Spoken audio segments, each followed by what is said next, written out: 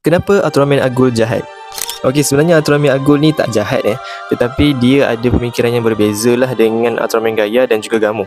Semua ini berbalik kepada human host Ultraman Agul itu sendiri, iaitu Fujimiya, yang mana dia telah mendapat pesanan daripada mesin ciptaan dia iaitu Crisis, yang menyatakan bahawa akan ada satu kemusnahan ataupun akan datang satu malapetaka kepada bumi. Dan di antara pesanan yang ada di dalam Crisis itu, dia menyatakan bahawa manusia ini perlu dihapuskan.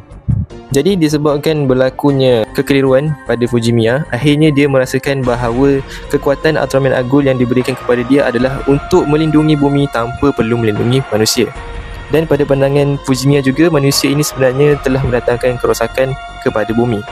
Jadi kat situ berlaku konflik pemikiran di antara Ultraman Gaia dan juga Ultraman Agul, yang mana Ultraman Gaia ataupun Gamu bertujuan untuk melindungi bumi dan manusia, manakala Ultraman Agul ini seperti anti-hero yang mana dia ingin melindungi bumi tanpa melindungi manusia. Tapi semuanya terungkap pada episod 26, yang mana pada akhirnya Gamu menyatakan bahawa mesin ciptaan Fujimiya iaitu Crisis sebenarnya telah digodam oleh monster yang ingin menyerang bumi.